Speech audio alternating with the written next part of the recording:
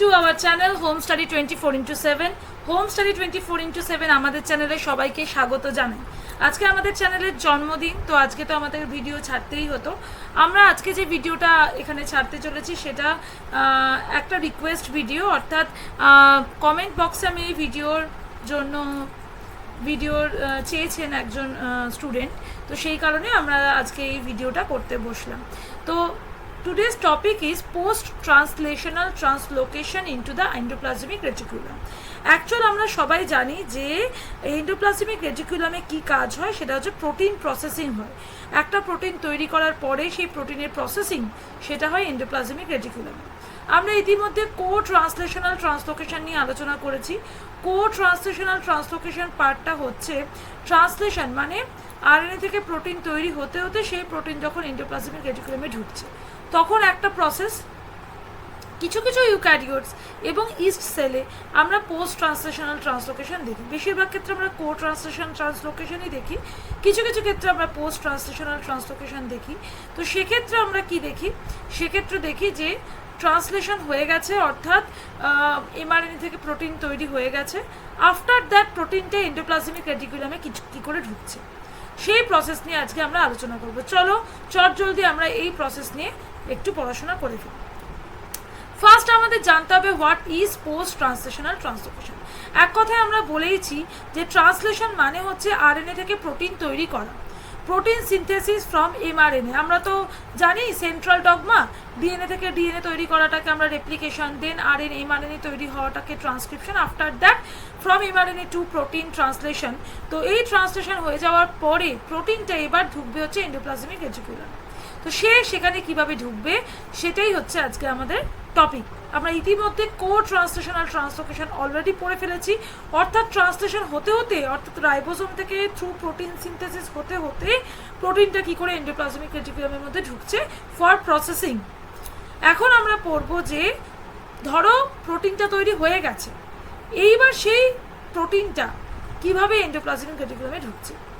First যেটা তোমাদের এখানে বলেছে, proteins destined for the endomembrane system of eukaryotic cells are typically translocated into or across the membrane of the endoplasmic reticulum, and these processes normally closely coupled to protein synthesis. However, it is becoming increasingly apparent that a significant proportion of proteins are targeted to and inserted into the endoplasmic reticulum membrane post-translationally. That is, after their synthesis is complete, these proteins must be efficiently captured and delivered to the target membrane. And indeed, a failure to do so may even disrupt proteostasis, resulting in cellular dysfunction and disease. তো যদি এই যে nascent protein যেগুলো translation already complete হয়ে গেছে, after completion of translation ওরা যখন translocation করতে যাবে, তখন যদি কোনো কারণে সেই ট্রান্সলোকেশনটা প্রপার না হয়, অর্থাৎ এন্ডোপ্লাজমিক রেটিকুলামে সেটি না ঢোকে, তাহলে কিন্তু প্রপার ডিসফাংশন হতে পারে বডি। প্রোটিওস্ট্যাসিস, প্রোটিনের সাথে যে বডিতে মেনটেন থাকে সেই প্রোটিওস্ট্যাসিস নষ্ট হতে পারে, অ্যাজ ওয়েল অ্যাজ ডিজিজের আউটব্রেক হতে পারে। সেকেন্ডলি হচ্ছে এই পোস্ট ট্রান্সলেশনাল ট্রান্সলোকেশন তুমি মেইনলি দেখতে পাবে কিছু কিছু ইউক্যারিওটস আর বেশিরভাগ ইস্টের এন্ডোপ্লাজমিক রেটিকুলামের ক্ষেত্রে। সো আর একটা একটু পড়ে ফেলি যে মোটামুটি এই পোস্ট ট্রান্সলেশনাল ট্রান্সলোকেশন করতে কী কী লাগছে। ফার্স্টলি এই যেখানে এই প্রোটিন, এটা স্পেশাল টাইপ অফ প্রোটিন লাগছে, দ্যাট ইজ সেক প্রোটিন, এসিসি, সেক কমপ্লেক্স। এই সেক কমপ্লেক্স আমাদের এই সেক কমপ্লেক্সটাকে আমরা ট্রান্সলোকনও বলি। ট্রান্সলোকনকে এন্ডোপ্লাজমিক রেটিকুলামের মধ্যে ঢোকার যে রাস্তাটা, ঢোকার যে গেটটা, তাকে আমরা ট্রান্সলোকন বলি। সেটা একটা মাল্টিপল কপিস অফ প্রোটিন দিয়ে তৈরি, that is call sec complex, and specially সেটা সেক 61 প্রোটিন দিয়ে তৈরি। ক্লিয়ার? নেক্সট আমরা একটা ছবি এখানে দেখছি, দেখো রাইবোজোম থ্রুতে, রাইবোজোম থেকে এমআরএনএ রাইবোজোমের সাহায্যে প্রোটিন তৈরি হয়ে গেল। না, এখানে প্রোটিন দেখো, একটা প্রোটিন যখন ফর্মেশন হয়, প্রোটিনটাকে মেনটেন্ড ওয়েতে তো তাকে এন্ডোপ্লাজমিক রেটিকুলামে ঢুকবে। সাপোজ এটা হচ্ছে এন্ডোপ্লাজমিক রেটিকুলাম, প্রোটিনটাকে মেনটেন্ড ওয়েতে এখানে ঢুকতে হবে। তাকে মেনটেন করার জন্য প্রোটিন যেগুলো লাগে তাকে আমরা বলবো chaperones protein. Chaperone one type of protein that can maintain the other protein structure so this chaperones protein এখানে কি করছে, যে প্রোটিনটা এমআরএনএ মানে আফটার সিনথেসিসের পরে আরএনএ থেকে প্রোটিন তৈরি হয়ে গেল থ্রু রাইবোজোম, তারপরে যে প্রোটিন তৈরি হলো সেই প্রোটিনটা তো যাবে এন্ডোপ্লাজমিক রেটিকুলামের মধ্যে ঢুকবে, বাট তার আগে তাকে মেনটেন করতে সাহায্য করছে chaperones প্রোটিন। তাহলে দেখো এই ন্যাসেন্ট প্রোটিনের গায়ে কিন্তু chaperone প্রোটিন কিছু লেগে আছে। আর দেখো সাপোজ একটা প্রোটিন এন্ডোপ্লাজমিক রেটিকুলামের মধ্যে ঢুকবে, তাকে তো চিনতে হবে, তাকে জানতে হবে। তো চেনা বা জানার জন্য পার্টিকুলার একটা সিগন্যাল সিকোয়েন্স সব প্রোটিনেরই থাকে, তো এর ক্ষেত্রেও সেই সিগন্যাল সিকোয়েন্স রয়েছে, এখানে রেড কালার করে মার্ক করা রয়েছে। আফটার দ্যাট এই প্রোটিনটা যখন এই কমপ্লেক্সে ঢুকবে, দেখো কমপ্লেক্সে ঢোকার আগে এটি কি করবে, যে ডোমেইন বলে একটা স্ট্রাকচার আছে সেই যে ডোমেইনের সাথে এটি আগে বাঁধবে, মানে প্রথমে দরজাটা খুলবে। দিস ইজ এন্ডোপ্লাজমিক রেটিকুলামের গায়ে একটা দরজা রয়েছে, সেই দরজাটাও একটা গেট দিয়ে প্রোটেক্টেড, ঠিক আছে। সেই দরজার মধ্যে যখন ঢুকবে তার আগে একে তোমার ট্রান্সলোকনের কাছে আসার আগে এই যে ডোমেইনের সাথে যুক্ত হতে হবে, সে যখন অ্যালাউ করবে তখন প্রোটিনটা ভিতরে ঢুকবে। আফটার দ্যাট এখানে বাইন্ডিং প্রোটিন আছে, যে প্রোটিনটাকে এন্ডোপ্লাজমিক রেটিকুলামের ভিতরে ঢুকতে এবং প্রপার মেনটেন হতে সাহায্য করবে। আমরা একটু স্কিম্যাটিক ইলাস্ট্রেশনে বর্ণনাটাই পড়ে ফেলি, ছবিটা ভালো করে দেখো। সো এখানে যে schematic illustration of the post translational translocation of eukaryotic secretary প্রোটিনের ছবি এখানে দেওয়া আছে। The completely synthesized polypeptide is maintained in a translocation competent state by cytosolic chaperone। তাহলে সাইটোসলিক chaperone তাদেরকে কি করছে, যে প্রোটিনটা তৈরি হলো তাকে মেনটেন করতে সাহায্য করছে। In the endoplasmic reticulum membrane, which consists of the Sec61 translocon and the Sec62-63 complex, তাহলে এবার এই যে chaperone প্রোটিনটা কোথায় ঢুকবে, যে মেনটেন করা আছে যে প্রোটিনটার সাথে chaperone প্রোটিনগুলো দিয়ে, সেটা ঢুকবে হচ্ছে Sec62-63 কমপ্লেক্স অ্যান্ড Sec61 ট্রান্সলোকন।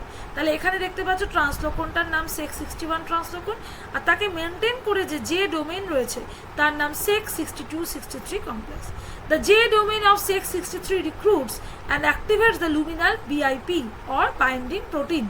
ইস্টের ক্ষেত্রে তার নাম CAR2P, which act as a molecular ratchet and facilitates the translocation of the polypeptide chain। তাহলে এই যে এখানে তাহলে প্রথমে এমআরএনএ থেকে প্রোটিন তৈরি হলো with the help of ribosome, সেই প্রোটিনটা মেনটেনড হচ্ছে থ্রু chaperone। তখন প্রোটিনটা যখন ঢুকবে, কোথায় ঢুকবে, পোস্ট ট্রান্সলেশন, মানে ট্রান্সলেশন কমপ্লিট হয়ে গেছে, আফটার দ্যাট প্রোটিনটা যখন ঢুকবে ট্রান্সলোকনে, সেই ট্রান্সলোকন পার্টিকুলার নাম Sec61 কমপ্লেক্স, আর তাকে সাপোর্ট করে রয়েছে আর একটা দরজা, তার নাম Sec62-63 কমপ্লেক্স। এই 63 কমপ্লেক্সটার কাজ হচ্ছে, এটা একটা জে শেপের ডোমেইন। তো এই 63 কমপ্লেক্স যে ডোমেইন, সে এন্ডোপ্লাজমিক রেটিকুলামের লুমেনের মধ্যে থাকা বিপ প্রোটিন বাইন্ডিং প্রোটিনকে অ্যাক্টিভেট করেছে। ইস্টের ক্ষেত্রে একই টাইপের প্রোটিন, নামটা শুধু চেঞ্জ, তার নাম KR2P বা CAR2P, which act as a molecular ratchet that facilitate the translocation, যেটা ট্রান্সলোকেশন হতে সাহায্য করে। এখন এই প্রোটিনটা যখন তোমার এই ট্রান্সলোকনের মধ্যে ঢুকেছে, তখন এই বাইন্ডিং প্রোটিনটাকে টেনে হিচড়ে নিয়ে এন্ডোপ্লাজমিক রেটিকুলামের মধ্যে ঢুকিয়ে দিল। So which act as a molecular ratchet and facilitate the translocation of the polypeptide chain after cleavage of the signal sequence. এবং অবশ্যই দেখো, আমি বললাম যে আমার বাড়িতে একটা লোক আসছে, সেই লোকটি হাতে ধরে একটা লাল রঙের ব্যাগ নিয়ে আসছে। তো সেই লোকটিকে স্টেশন থেকে যে আনতে গেল, আমার বাড়ির দারোয়ান বা যে কোনো লোক, বা আমি বাড়ির দরওয়ানকে বলে দিয়েছি যে একজন সে লাল ব্যাগওয়ালা হাতে নিয়ে একটা লোক আসছে। তাহলে লাল ব্যাগটা যখনই সে আইডেন্টিফাই করে, সেটা একটা সিগন্যাল, যখনই সে গেটে ঢুকে পড়লো, লাল ব্যাগটা আইডেন্টিফাইড হয়ে গেল, তখন আর ব্যাগ বহন করার দরকার নেই। তো সেক্ষেত্রে কি হলো, এই সিগন্যাল সিকোয়েন্সটা কেটে গেল আর বাইন্ডিং প্রোটিন তাকে এই ভিতরে ঢুকিয়ে নিল। So after cleavage of the signal sequence by the signal peptidase, the polypeptide chain is released into the endoplasmic reticulum lumen. তাহলে একদম ইজি, প্রথমে এমআরএনএ থেকে প্রোটিন সিনথেসিস হলো, they are maintain by chaperone protein. chaperone প্রোটিনটা এবার maintain হয়ে ঢুকে গেল, এখানে সিগন্যাল সিকোয়েন্স আছে, তাকে চিনতে হবে পার্টিকুলারলি এই প্রোটিনটাই ঢুকবে, অন্য কোনো প্রোটিনকে ঢোকাতে দেওয়া যাবে না। তো এই দরজায় কে রয়েছে, Sec61 ট্রান্সলোকেশন। আর এই দরজার পাশে আর একটা স্ট্রাকচার রয়েছে যেটা মেনটেন করেছে CEC62-63 কমপ্লেক্স, যাকে আমরা জে ডোমেন বলে থাকি। এখন এই প্রোটিনটা এসে যখন ট্রান্সলোকন বাই CEC63 কমপ্লেক্সের সাথে যুক্ত হলো, চ্যাপেরন প্রোটিনগুলো খুলে বেরিয়ে গেল। এখন সিগন্যাল পেপটাইডেজের থ্রুতে সিগন্যাল প্রোটিনটা এখানে আটকে গেল বা কাটা পড়ে গেল, আর নিচে যে বাইন্ডিং প্রোটিন যেগুলো কিনা জে ডোমেন অ্যাক্টিভেট করেছিল, সেই বাইন্ডিং প্রোটিনের থ্রুতে প্রোটিনটি ঢুকে গেল এন্ডোপ্লাজমিক রেটিকুলামের ইউনিয়নের মধ্যে। তাহলে এখানে আরেকটু পেন ডায়াগ্রাম করা হয়েছে আরেকটু সহজ বোঝানোর জন্য।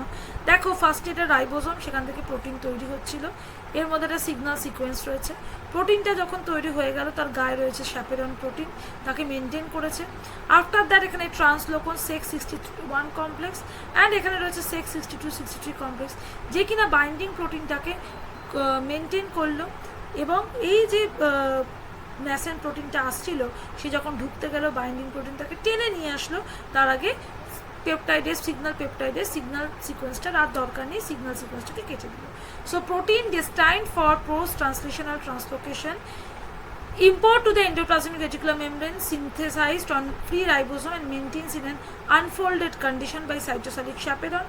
Cytosolic chaperone unfolded condition রয়েছে। Next the signal sequence is recognised by CEC62-63 complex, যেটাকে আমরা জে ডোমেন বলছিলাম। CEC63 protein also associated with B protein binding protein. Now B acts as molecular driver to drive protein translocation into endoplasmic reticulum. তো এইভাবে আমরা দেখছি যে translocation হয়ে যাওয়ার পরে কিভাবে এন্ডোপ্লাজমিক রেটিকুলামের মধ্যে ট্রান্সলোকেশন হলো প্রোটিন। তো আমরা এইভাবে আজকে এই টপিকটা খুব সহজ, এবং মনে রাখবে যে আমরা কো ট্রান্সলেশনাল ট্রান্সলোকেশন অলরেডি পড়েছি, আজকে আমরা পড়ে ফেলাম পোস্ট ট্রান্সলেশনাল ট্রান্সলোকেশন। তোমাদের চাহিদা মতো সমস্ত ভিডিও আমরা দিতে থাকবো। তোমাদের আর কোনো যদি ভিডিও নিয়ে তোমাদের চাহিদা থাকে যে এই ভিডিওটা হলে ভালো হয়, অবশ্যই আমাদের কমেন্ট বক্সে লিখো, এইভাবেই আমরা তোমাদের চাহিদা মতো ভিডিও ছাড়তে থাকবো। Thank you so much. আমাদের সাথে থেকো, পাশে থেকো, এবং অবশ্যই ভালো লাগলে সাবস্ক্রাইব করতে ভুলো না, আর লাইক করো, আর ভালো লাগলে অবশ্যই কমেন্ট করো। আর যখন যে ভিডিও প্রয়োজন রিগার্ডিং বায়োলজি অবশ্যই সেটাকে জানিও, আমরা সেই মোতাবেক ভিডিও আপলোড করার চেষ্টা করবো। Thank you very much. Stay happy, stay blessed. Thank you so much.